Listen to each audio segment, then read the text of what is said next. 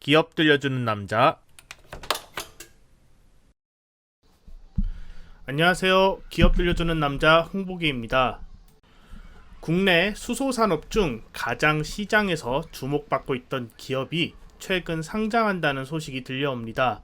바로 수소 및 CNG 탱크와 모듈을 생산하는 일진 하이솔루스의 상장 소식입니다. 일진 하이솔루스를 어디서 제일 많이 볼 수 있을까요? 제일 가까이서 볼 수 있는 건 바로 버스입니다. 여러분들의 출근길 발휘되어주는 시내버스, 시외버스의 대부분은 CNG 압축 천연가스 버스인데요. 이 버스에 가스를 충전하는 연료 탱크를 일진 하이솔루스가 대부분 만들고 있습니다. 그 외에도 현대자동차의 대표 수소차 넥소에도 수소 탱크를 독점적으로 공급하는 등 국내 수소 산업에 있어 가장 핵심 부품인 수소 저장 시스템의 저장 탱크에 매우 강점이 있는 기업입니다. 더불어 중대형 경유 차량의 미세먼지 발생량을 줄이는 배출가스 저감 장치인 DPF를 제작하는 사업도 진행하고 있습니다. 혹시 낡은 디젤 트럭 뒤를 보면 DPF라는 파란색 스티커를 보신 적이 있으신가요? 그런 스티커를 보신다면 거의 열의 7, 8은 일진 하이솔루스의 DPF 장비를 단 차량일 것입니다. 중대형 차량 및 동시 저감 장치 부문에서 높은 시장 점유율을 보유하고 있고 DPF는 일진이라는 이야기가 업계에서 오갈 정도로 기술력을 인정받은 제품입니다. 일진 하이솔루스의 사업 부문 대부분 친환경 정책과 관련된 사업이라는 것이 매우 매력적입니다. 2020년 기준 DPF 제품을 판매하는 환경사업부, 수소 및 CNG 저장 탱크를 만드는 수소사업 부문의 매출 비중은 약 5대5 수준인데요.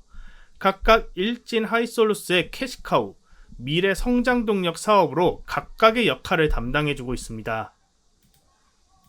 배출가스 저감 장치, 일명 DPF 장비 시장은 정부의 친환경 정책과 함께 꾸준하게 성장하고 있는 사업입니다. 2016년 미국 폭스바겐 디젤 게이트 사건 이후에 한국에서도 경유차를 서서히 줄이고 대체할 수 있는 LPG, 전기, 수소 등 친환경 자동차로 유도하려는 정책을 꾸준하게 펼치고 있습니다. 환경부에 따르면 경유차는 자동차 미세먼지 배출량의 약 92%를 차지한다고 하니 이것만 줄여도 미세먼지와 탄소 배출량을 상당 부분 줄일 수 있을 것으로 판단됩니다. 또한 배출가스 저감 장치를 설치하지 않은 경유 차량에 대해서는 300만 원의 과태료를 부과하는 등 DPF 설치를 의무화하였습니다. 따라서 새로운 경유차에도 DPF가 설치되고 낡은 노후 경유차들에게는 정부가 보조금까지 주면서 DPF 설치를 유도하고 있는 것이죠. 특히 요새 들어 전 세계적으로 이상기후가 발생하고 전염병이 확산되는 것이 탄소 배출로 인한 환경 파괴가 주요 원인으로 지적되고 있습니다. 전 세계 정부들은 인간의 생존을 위해서라도 탄소와 미세먼지 배출에 적극적으로 나설 수밖에 없는 입장이 되어버린 것입니다. 이에 따라 배출가스 저감 장치를 더욱 확대하여 트럭, 건설 장비, 대형 중장비 등에 빨리 보급하고 확산시키려는 정책 기조를 보일 가능성이 매우 높아지고 있습니다. 예산도 많이 지급하고 신속하게 지자체들에게 집행해 줄 수 있게 된 것입니다. 일진 하이솔루스에게는 정부라는 재정 탄탄하고 구매에 적극적인 고객사를 확보한 셈이 되었으니 경유로 움직이는 모빌리티 산업이 사라지지 않는 이상은 꾸준하게 일진 하이솔루스의 캐시카우 역할을 해줄 것으로 기대됩니다. 하지만 언젠가는 노후 경유차나 설비를 이용해서 사업하기에는 한계가 있을 것입니다. 장기적이지만 캐시카우 사업이 줄어들 수밖에 없는 구조이기 때문에 일진 하이솔루스는 빨리 미래 성장 산업을 확장시킬 수밖에 없습니다. 그래서 지금 빠르게 키우고 있는 핵심 산업이 바로 수소 저장 탱크 사업입니다. 전 세계적으로 수소 저장 탱크 제품은 타입 1부터 타입 4까지 4단계를 거쳐 발전해 왔습니다. 수소를 고압으로 압축해서 탱크 안에 보관하기 때문에 수소를 충전, 사용에 따라 탱크 안의 온도와 압력도 급격하게 변화하기도 합니다. 따라서 수소 탱크는 급격한 온도 변화, 고압을 견뎌내야 합니다. 내구성이 엄청 중요하고 차량에 들어가는 부품이기 때문에 가급적 가벼워하는 제약도 있습니다.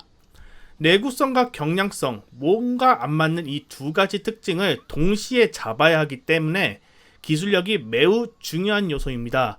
섣불리 이 시장에 덤벼들었다가는 큰 코 다치기 십상입니다. 그래서 경쟁사도 거의 없습니다. 일진 하이솔루스는 이 경쟁사도 별로 없는 이 수소 탱크 시장에서 가장 진화된 수소 탱크 제조 기술인 타입 4 수소 탱크를 대량으로 만들 수 있는 기업입니다.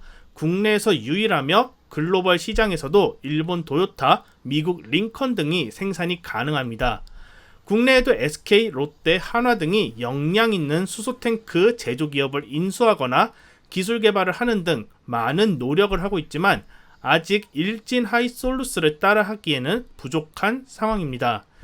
이렇듯 역량 있는 수소 저장 탱크 기술을 발판으로 국내 1위 자동차 기업이자 글로벌 1위 수소 연료차 생산 기업인 현대자동차에게 수소 저장 탱크를 독점적으로 공급하고 있습니다.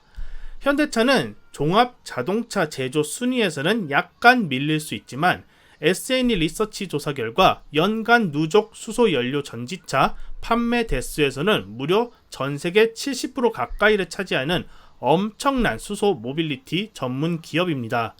자동차 첨단 기술의 메카인 일본 도요타, 혼다를 가뿐히 제끼고 올라선 것입니다. 현대차는 소형 수소차인 넥소뿐 아니라 중대형 운반 수소차인 엑시언트도 세계 최초로 판매하여 유럽 지역에 수출하는 등 수소 모빌리티의 선두주자 역할을 충실히 해내고 있는 기업입니다. 독보적인 순위를 가지고 있는 수소차 기업에 독점 납품하는 일진 하이솔루스는 성장하는 수소 모빌리티 기업 현대차를 등에 업고 충분히 성장할 수 있는 기업으로 판단됩니다. 또한 현대차는 그룹사 전체적인 혁신을 통해 수소차뿐만이 아닌 수소 생산, 운반, 공급에 이르는 인프라 건설 기업으로 발돋움하려는 움직임을 가지고 있습니다. 최근에는 유럽 시장에 수소 인프라 시장을 선점하기 위해 독일 수소 충전소 운영기업 H2 모빌리티 지분도 인수하는 등 적극적인 수소 산업 확장 기조를 보이고 있습니다. 수소 생산, 운반, 공급 인프라에는 모두 수소를 저장해야 하는 설비가 필요합니다. 현대차가 수소에 투자를 많이 하면 할수록 일진 하이솔루스의 수소 탱크 기술이 매우 필요하게 됩니다. 일진 하이솔루스와 밀접한 관계를 가질 수밖에 없을 것입니다. 비단 현대차뿐만 아니라도 선박, 철도, 건설기계, 드론 등 수소를 연료로 하는 모빌리티들도 늘어나고 있습니다. 수소의 수요차는 전 세계적으로 계속 늘어나고 있습니다. 수요가 늘어난 만큼 저장 용기의 수요도 같이 늘어나는 구조일 것이니 충분히 일진 하이솔루스의 고객사도 늘어날 수 있을 것으로 판단됩니다. 더불어 수소 운송에 사용되는 튜브 트레일러 제품도 2021년 7월 9일 국내 최초로 타입 4 수소 탱크를 활용한 제품을 개발 및 상용화에 성공했습니다. 현재 국내에 수소를 운반하는 튜브 트레일러는 100% 타입 1 수소 탱크로 만들어 움직이고 있습니다. 타입 1 수소 튜브 트레일러는 수소 약 300kg만 운반이 가능하고 트레일러 총 무게만 약 40톤에 이릅니다. 하지만 타입 4 수소 튜브 트레일러는 수소 500kg 운반이 가능하면서 무게는 26톤 정도입니다. 트레일러 길이도 기존 16m에서 10m로 줄어들었기 때문에 도로 제한, 무게 제한, 운전 제한에 획기적으로 자유로워졌다는 장점이 있습니다. 일례로 도심에 들어올 때 보통 30톤 미만의 트레일러만이 운행이 가능하기에 수소 트레일러가 들어오기에는 매우 힘들었지만 일진 하이솔루스의 트레일러 제품은 이제 도심까지 수소가 운송될 수 있다는 매우 긍정적인 상황이 마련된 것입니다. 이렇듯 일진 하이솔루스는 수소산업의 핵심 구성품인 수소 탱크의 높은 기술력을 보유하고 있어 미래 성장 동력이 매우 탄탄하게 구성되어 있는 걸 확인해 보실 수 있습니다. DPF 배기가스 저감 시설의 캐시카우를 충분히 대체할 수 있는 사업으로 확인됩니다. 이렇게 미래 수소산업의 핵심 부품 공급자 역할을 담당해줄 일진 하이솔루스는 8월 19일에서 20일 이틀간 수요 예측을 진행합니다. 공모 희망가액은 25,700원에서 34,300원 정도인데요.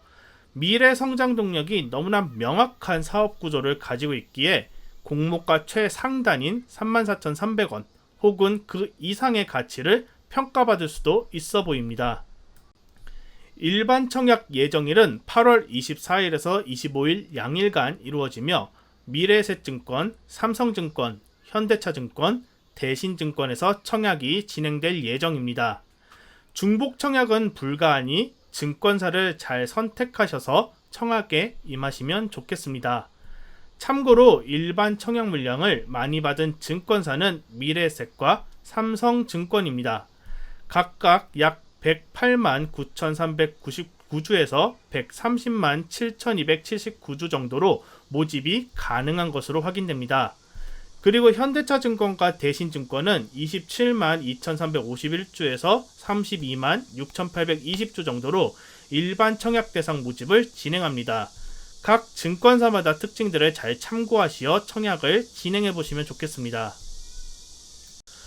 공모 후 주주 구성을 대략적으로 예상해 보면 최대 주주인 일진 다이아몬드가 약 60%의 지분을 보유하고 2대 주주 도레이 첨단 소재가 약 10%, 우리사주조합이 약 6% 정도 지분을 보유하게 됩니다. 그리고 약 24% 정도의 지분이 일반 공모주주의 비중이 됩니다. 거의 우호 지분이 76% 정도라서 보호예수로 약 1년간 묶이게 됩니다.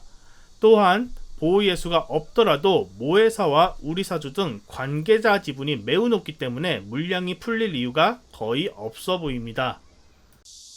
또한 일반 공모주 24% 중에서도 약 55%에서 75% 정도가 기관 투자자들의 청약분이고 나머지 25%에서 45%가 실질적인 개인 투자자들의 청약분입니다. 기관 투자자들의 청약분에서 보호예수 기간을 얼마나 잡을 것인가에 대한 것도 청약 우선순위에 포함됩니다. 따라서 길면 길수록 청약 확률이 높은데 보통 최소 6개월은 잡는다고 합니다. 최근 기관 투자자들의 청약률도 최소 200대 1의 경쟁률이기 때문에 기관 투자자 청약분의 물량도 최대치를 잡게 될 것이고 보호예수도 6개월 이상 묶일 수 있습니다. 실질적으로 바로 상장된 후 유통이 가능한 개인 청약 투자자 물량을 계산해보면 전체 일진 하이솔루스의 지분의 6% 정도가 됩니다.